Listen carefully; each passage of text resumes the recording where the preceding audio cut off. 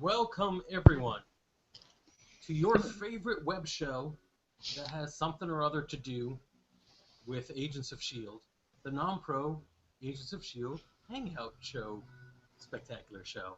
I'm honest right now, my computer's hanging up. I'm not even sure if we're broadcasting. So we're broadcasting to nobody at all. Does anybody know? Yeah, we're broadcasting. We are? We're good for now. Literally, I've got a frozen look of me like this. Like, I don't know when I made that face, and also everybody's audio is set to like half, so I might be full of crap right now. I'm Frank. I'm joined not at all in studio by Matt and James. Say hey, hi, Matt and James. Hi. Yeah, you guys do sound very, very quiet. I think that's my doing. So let's see if I can fix that at all. There we go. Say something, pretty people. We're the agents of Non-Pro. Oh, yeah, Thanks for tuning in. All right, I think we may just have to kill the theme music. Because half the time we're just grooving out to something no one else can hear because we didn't pot it through the right channel. And we're just slide people down and up, and we're never timing it right. We're just doing our best Fitz imitation at the beginning now. We're imagining it. That's what's happening. Welcome to Non-Pro's Agents of S.H.I.E.L.D. review show. I'm Frank, that's James, and Matt in there underneath right there. And we are, of course, going to be talking about the latest episode of Agents of S.H.I.E.L.D. I think it's Heavy as the Head is the title of the episode. Yes. Pretty interesting. The episode basically focuses on introducing a new character to our ensemble cast, Lance Hunter. I feel like there should be a gunshot every time I say his name. Lance Hunter. That's how I think guns sound. Played by Nick Blood, so not a gunshot for that. You need a gunshot for that. The guy, yeah, it's one of those names you just don't know who's the actor, who's the character. They should have just left him as Nick Blood. I mean, yeah, it works. I'm sure there's some Morbius character. I don't know if Morbius ever cared about one, but and also we find out more about Fitz, everyone's favorite, or at least 50% of everyone's favorite lab team, and what's going on with him and his character. It was an interesting episode. There was a lot of setting the stage for future payoff, specifically with the Lance Hunter character, whom we don't really know much, if anything, about. But we did get a little bit of cool stuff from characters we already have a vested interest in. Yeah. Just blanket thoughts from you guys. If you had to give this a Rotten Tomato rating, which I believe is a 1 to 10, what would you guys give it? I'm gonna say 7 out of 10. It's a solid episode. It's not the best the show's got to offer, but a solid episode. Again, I feel like when you're setting up characters and stuff like that, it can get a little clunky, but that's not a big deal. They're setting up the relationships and things like that. I really like that it picked up right from where the last one left off, pretty much, which is something that S.H.I.E.L.D. really didn't do a lot. Like, they did it like once in the mid-season finale of last season, but that's kind of cool. It just adds like a realness to it and timing and pacing that makes it a little more intense. So. What about you, Matt? What would you rank it? I agree. I kind of agree with 7. I almost want to give it an 8. Maybe I'm a bit too more forgiving of the fact. Like, I know it was setting things up, so I think the setup was kind of neat. And later in the episode, like probably from the halfway point on, we got some actually really neat stuff going on that wasn't just setup. So yeah, it was the beginning. I think was a little slow paced and not too much payoff, but I understand the build-up. I'm looking forward to the payoff of the build-up, and I do think that once we got into the meat of the episode, some really cool stuff was starting to happen. Yeah, I'm going to go with a little bit above average for my personal opinion. 7's fine. I don't think it seems as if the audiences at large are not agreeing with us. This is the lowest rated episode we have had so far in the run of S.H.I.E.L.D., which is sort of depressing. We're going to talk more about it later in the hour. We don't want to go right into the math, but it's interesting, and I think it may signify more to people than it actually does. Like, it's way too early to find out. Maybe after next week's episode we'll find out. what those ratings really mean. But it's worth talking about. We can't be relentlessly positive all the time, so we're going to talk about it. But let's quickly discuss one of the things we like, or some of the stuff we enjoyed in the episode. Um, let's pull it out right away. Lance Hunter as a new character, as British Ward. What do you guys think of him as a character? This is our first episode we actually got to see him do anything of interest. Well, I thought it was a pretty big jerk. First, when we first saw him, and actually even after everything, I understand. Well, actually, I think I understand where he's coming from, but I still think he's kind of a big jerk. So it'll be interesting to see what direction they're going to take the character and what his true motivations are, because I feel like there's still a lot more they haven't told us about, or he hasn't revealed yet. Yeah, I think they're definitely making him a bit of like a little bit of an untrustworthy badass, but with the attempt to show that he's loyal. You know, like it's something I think since the first episode that they've been honing in that he's loyal. You know, it's just his loyalty was originally to, you know, his leader and not to Coulson. So I think they want to set up the badass character like Ward with removing the idea that we don't have to really question his loyalty. Like that was the episode where we get to question his loyalty, and then that's out. You know, Yeah. because he seems like he's genuinely a good person in the behind. You know, like at the end of it. But it's just he wasn't. He was debating kind of where his loyalties lie, and I think they're trying to be like, well, that storyline's over for him now. He just gets to be the badass agent that's gonna, you know, do the questionable things. So in his first foray into the team, his first major foray, which is this episode, he used icer guns on his own teammates.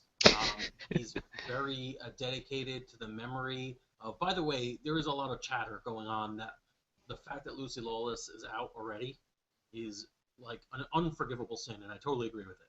Unless we see her in flashbacks or LMDs or twin sisters or alien abduction clones, like if there's nothing else literally from Lucy Lawless, I'm going to call Dirty Fool and Foul. Both inappropriate sports metaphors. I Lucy, mentioned it. Hmm? I think she will. I think she will, but she didn't show up in this episode. But my point is, he's very loyal to her memory, and you know he shows up with the thing at the end of the funeral, and I feel like it's weird what they're trying to set up. But think of this from a writing perspective, how hard it is to sell when you've got a spy show. Your first major reveal was like an ally was a double agent, right? That was a big thing. I don't know if it was the first reveal, but it was like a big major thing that happened in the last season. Right. How do you deal with that again? Like, how do you're like in a lose-lose situation because you either give another like clean-cut, awesome agent who turns out to be a heel, or you give them a obvious like heel agent who turns out to be like the heel with the heart of gold. It's hard to sort of misdirect after you've done it once. I don't I don't think that is an intended misdirection. I really think the big hook for last season, I'm going to say, is Ward's double cross. I think the big hook for this season is going to be the Fitz and Simmons thing. Either that or it's going to be the mystery surrounding Coulson, or I mean, it's so early on, or it could be you've got Raina's character and that whole thing, and there are a couple of like long-term plot lines that could turn into their big thing for the season. Right. And I doubt they would do the one-trick pony thing and have Yeah.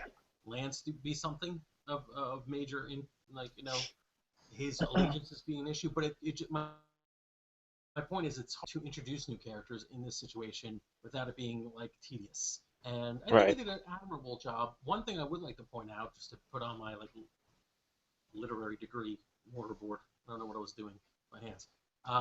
But I've noticed that a lot of genre movies and shows recently have been playing with the, I guess, the honorable soldier, or the, or really just a soldier as a character. We got a soldier as a character, as a major character in Doctor Who. There's a couple places where you've got like people. I think it's because the Western world has had to deal with so many like protracted wars over the last 10 years. I think The it's. soldier as a character has become an interesting thing again. I don't even think it's that. I think it's the soul. It's the veteran soldier. So Yes, if you think, yeah, if you think of these guys, these are people coming home from war about the same age that all of the people who are coming home from war and done with their tours are right now. and would be You know? watching these shows. Yeah. So and not just watching these shows, but the people watching these shows are going to be interacting with them. I think one of the things, one of the best ways to deal with your show, and I think, throw it over to Battlestar for a second, when we did our watch along with that, is, one of the things that was great about the show is it managed to be timely without dating itself. And I think a concept like this, which many shows are toying with right now, is something that they're trying to do with this. They want to be timely because this is a timely story that can be, timely now, but it's also not a story that's dated. There's always going to be wars and conflict and soldiers and veterans. It's funny that you mentioned timeliness and about veteran soldiers because during the scene with when Talbot was talking with Hunter and Talbot was talking about Hunter's service records, I know that at least one, maybe all of the different operations Talbot mentioned were real-life military operations carried out by the British Special Forces. Oh, that's neat. So, an interesting look on like the timeliness the show is kind of making this out to be.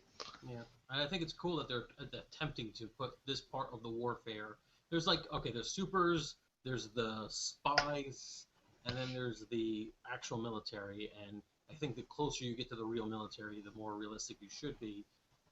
I just want to throw this out there as we're going to segue into Fitz. I think the breakout character for me so far in the 2 episodes we've had of this season is Talbot. I really like him. I just really like the way he acts. I like his motivation. I like the way he's sticking to his actual character and not just flip-flopping because it would be cool to. I like it. Yeah, I've been really enjoying him. I'm a big fan of the actor since Heroes, so it's good stuff, and he's doing a really great job with the character, and I like what they're toying with there. So that's going to be a lot of fun. I'm sure that's going to be a consistent thing. So Cool. All right, so let's move over to Fitz. What we found out as a big reveal of the first episode is what's going on with him, and his he survived the end of last season, but barely, and there was some oxygen deprivation, and he has temporal lobe damage, and they are playing with it. He now is hallucinating Simmons and has problems forming sentences and thoughts, and that synopsis of what's going on with this character doesn't do it justice. I really am so impressed with the way they've been handling the story so far. Oh, I think what killed me was, and it was something I talked about last week, is I said it was heartbreaking to think of what other people would see when they're looking at him not talking to Fitz. And then the first scene they give us with him is exactly that. You see him struggling with the words and trying to find it, and it's so frustrating because you know that another part of his consciousness knows all the answers. He's not any less smart, because what we're seeing is him giving himself the answers and not expressing them. Right. So his major problem is expression. She's having the inability to express himself, and he's been expressing himself with this fictional Simmons that nobody else can see. So it just seems like he's stammering to himself and not coming up with any answers. So everybody sees him as kind of really sad and not as smart as he used to be, even though he is, which is why it was really cool that he started working with the other guy during the plot, because he started to be his real life Simmons, quote unquote. It allowed him to solve a problem for them with him being able to fill in the ability to express himself. It's really cool. They're doing a really great job with it, and they're doing a really great job of showing all the different angles of it. And I think Mac is a great character. I do like Yes. the way he's kind of just in Fitz's face in a way, like not in an aggressive way. like he's dealing with him the way he would that he needs. He doesn't want to be dealt with kids' gloves or like he's broken and damaged beyond belief. But everybody who loves him is doing that to him. They're treating him like he's irreparably damaged. Right. I like the way Mac has reached out to him. It's a very interesting dynamic between those two. But I'm sorry, Matt. Did you have anything you wanted to add in before I go back onto how much he's doing is great? Well, I was also going to mention how it was really cool to see Mac, and like you really hit it the nail on the head. How everybody, pretty much everybody else on the show, or all the rest of the team, is kind of treating Fitz with like kid gloves and kind of almost pretty much talking behind his back. It's like poor Fitz, what's his deal, and kind of just like pitying him while Mac is like working with him, like trying to figure out what he's saying. Like I mentioned this Wednesday in Line Cutters, but I read a comment saying like how somebody was honestly shocked at how realistic the depiction of Fitz's condition is and how his interaction with Mac. Like the person that was writing this comment, he was in Mac's position, trying to hear these things like things that sort of kind of make sense but don't, but like trying to interpret things like that. Like what Mac was doing was what he was doing for his friend, and he really appreciated and was really surprised that like genre television show would have the care and understanding to show that kind of realistic relationship with somebody with that kind of condition. Hmm. Yeah, I think like pretty often in these in fiction, you've got somebody um, who's got some sort of brain damage, and especially a genius who's got some sort of brain damage. It somehow makes them better, right? They get hit in the head, and now they can see numbers. I think this is maybe the second time I've thrown that show under the bus in a preceded episode. But my point is like you superpowers. You have Asperger's superpowers or autism superpowers or some sort of let's say brain damage superpowers. Like there's something wrong with the way you perceive the world, but that somehow makes you better. And it's certainly a possibility in some cases, but in many cases, in most cases, you're struggling, and to just dismiss that as if it would somehow make you better than everyone else is really insulting.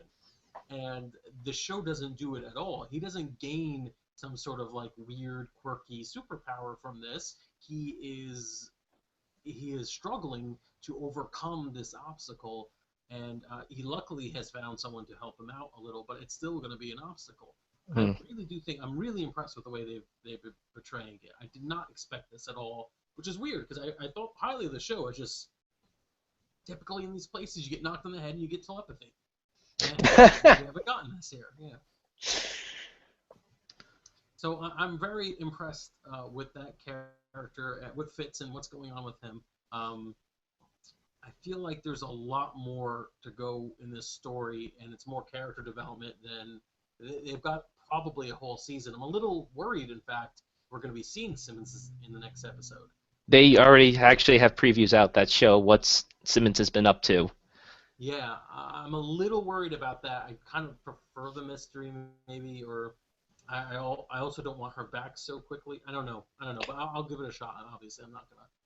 I think it'll be neat as long as they don't bring her back into the team so quickly. I think I want to see Fitz succeeding before Simmons comes back into the story and onto the bird, Mm-hmm. the Well, bus. the last big chunk. Did I cut off anybody? Couldn't tell. Nope. All right. Last big chunk I want to talk about before we go into all the things that are happening with all our characters is I do think that the major plot in this season is going to be Sky and Sky's parentage. I know that was kind of a plot in the last season too. We did get a decent amount of material, but I think it's going to be more important now. So the big magical MacGuffin that they've been looking for in the premiere, the season premiere, comes back, and it turns out that it is Sky's father who instructed Raina, who Oh, yeah, I didn't even put that together. yeah, Raina is working for Sky's father, uh, and she's the one who has gotten Creel to get the artifact back. So we obviously don't know much about Kyle MacLachlan's character in this yet. we suspect some supernatural elements to her, maybe even some not supernatural, but maybe like extraplanar kind of alien aspect to him. The big rumor right now is in Inhumans. Like they can't do mutants, but like they feel people feel like that's going to be their way to kind of sneak their own version of mutants into the show is And the it makes Inhumans. sense, for their own thing. They are a major Marvel standalone thing. It fits in with the regular, basically, you subject yourself to these mists that release your inner magical, not magical again, but your inner supernatural abilities. There's a lot of mutant elements in there, and it's a product that Marvel's pushing in their comics. It lends itself pretty damn well for cinematic universe where you want to generate lots of superheroes without having to come up with like accident after accident after accident that generates them. You just have like this superhero making machine, the mists, effectively. So I think it could be. I like the way he showed up wiping his hands. Yeah, I thought that was a neat call stinger for last season. Bloody hands from the first season, yeah. Um, do you feel like they know anything about Sky's parentage? Coulson and May know who No, they the were. writers. Oh, the writers? Yeah. Um, maybe not, but I don't think it matters. Really? So the reality is that and this is a writing thing.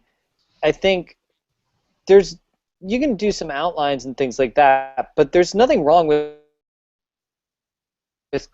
to a natural conclusion or a natural end, and sometimes that's more satisfying. It's the promise that there always are answers sometimes that get you into trouble, because then you start feeling like you have to have already made that up, and instead of allowing the story to flow naturally. So, for example, if two characters on the show really had chemistry together, but instead they started forcing two other characters to get how it's been the whole time, they just missed a golden opportunity. I think things should be allowed to happen naturally. Certainly have some story bits planned out, but if they have somebody come in who's a great villain who they want to tie into the plot more, if they can make it work as X, Y, or Z is Sky's mother or Sky's father, as long as they can make it make sense, there's nothing wrong with that. I don't necessarily think not having every little bit planned out is damaging, as long as you're good and you understand storytelling. I feel like I agree with James here, but I also feel like considering what they've done with the big reveal last season, like if you go back in the first season, there's a decent amount of hints throughout the early episodes about Ward's betrayal and upcoming betrayal. So I feel like they're probably going to do something similar here, or they might come to a natural conclusion. But I do think that in the upcoming episodes, before whatever they reveal, or if they the truth about Sky is that they're going to be throwing in hints. So I think there is an overall plan of where they want to take it. But I don't necessarily know if there was one last season. Like, I think that's something because they write season by season, so you know what I'm saying. Yeah. I do know what you're saying. All right. You've both kind of convinced me. I'm not sure. I feel like James is pulling a TV producer thing on me. Like, hey, sometimes it's better not to know, but I don't know. Yeah, I think you made some good points, and it does make, if it's done well, then I guess that's all that really matters. And then occasionally you'll get what brings it up is something as simple as Kyle MacLachlan wiping his hands before showing up. I mean, unless it turns out he has Mudman powers, at the end of the first season, it looked like he was in a bathtub dripping with slime. You don't know what was his deal, and it was possible that the writers didn't know what his deal was. And we're like, hey, we got Kyle MacLachlan. You want to cover up in goop? No, we can't afford that. So let's just have him wipe his hands. It'll be a nod. People will be fine with it. That's good. But all right, yeah, I'll wait and see. So we said we were going to talk about the ratings. Running out of time. Yeah. Lowest ratings so far for Agents of S.H.I.E.L.D. So we were at like a 6.0 for the premiere, which is pretty good. 6.0 was about the average the show was running in the second half of its season. Yeah, we tanked the premiere of the series. That was really high, and then we never really hit that again. Yeah, the premiere of the series is 12.0. It is unlikely. Generally, people hit a high in the first one or two episodes, and then they level out. And it seemed like 6.0 was S.H.I.E.L.D.'s level out. It's not great, but it's not bad. And for an investment like Marvel and the Marvel Universe for ABC, who's tied obviously to Disney, it was well worth the investment. So this episode leveled out at a 5.0, which is a really severe drop as compared to the fluctuating just above and under 6.0 that we had all for the second half of last season. So it's a noticeable drop in the sense that it's something to take note of. Not saying a 5.0 What is... it means is people watched the premiere of the second season of Agents of S.H.I.E.L.D. and then said this show is horrible and are never going to watch again. And that's what I mean, I don't think that's what it means. I'm not exactly 100% sure, but this is premiere season as well. So another episode or another show could have come on that stole some of the audience of the genre. It's the next 2 or 3 weeks that'll tell if it levels out at 5, if it goes lower, if it goes back up. That's what we're looking at here. It's still early on. People are deciding on what their television watching habits for the season are going to be. So, we need more time on that. I think we have a full season order for season 2, and like I said, this is an investment for ABC and Disney, particularly with them starting a companion series and then 3 or 4 or 5 Netflix series. Their presence on television is the thing they want to have. So I think they're going for, I don't want to say quantity over quality because I think the show is quality, but I definitely think they think if they have more stuff on, it'll keep people more interested. it's like Dateline. They could have 90 Datelines. If one of the Datelines isn't doing as well as the other days of the week, they're still going to keep the Datelines going. Exactly. So that they could have basically like a blanket over the entire schedule. They could have 10 shows on. If each of them isn't doing that great, it still means they have 10 shows that are doing a lot. Exactly. Theoretically. Maybe. I mean, I've before, but I really do think that this show is one that a lot of people catch on demand and through downloads. Like, I'm actually very curious to see how the sales are for the season 1 DVD and Blu-ray, and see if there's any credence to the fact that, like, I feel like that people are, for at least for season 1, are catching up on it, and for season 2, I know for me, I watch my episodes on demand. Like, I work Tuesday nights, so I can't catch it live, and I feel like, and like James said, maybe there are another show that's premiering, and Mm-hmm. I mean, I know it's still ratings, which what counts as the big thing. Like, people are really stuck on seeing like live TV ratings, but I know that they have been acknowledging that the on-demand viewership is pretty well, and I think like they seem to be very appreciative of that from like the numbers I've seen them tweet out, like the official account tweet out in post. Right, right. I mean, you'd be a fool to be running any modern media empire and not care about actual on-demand content. It's clearly the future. I mean, they're putting commercials and the inability of fast forward on on-demand television. They know that it's the difference between ratings where you kind of guesstimate how many people are watching to on-demand where you could tell where they were pausing the most. Like, I think that's probably going to be the future, but our systems are still so antiquated. We just kind of go with the same old information. And we have a couple of weeks before that info comes in. Hmm. One out of 3 of us watched it live, and that was just because I had a cancellation at a free time. That's interesting. All right. So next episode. Do we actually know the title for the next episode? How Simmons got her groove back. You know what? I like that. Let's stick with that. All right. It's going to be a Simmons episode. making friends and influencing people. And I think we're going to discover that Simmons is a closet Black Widow. I really do think she went like full rogue spy agent kind of deal. Not rogue as an anti-S.H.I.E.L.D, but like field work. That would be interesting to see. Yeah. It would be a shock. Yeah, I've had a great time. I do enjoy this. If you like our Hangout discussions, it's more than just a recap. We're also just talking about it over the water cooler or our Spider-Man coffee mugs.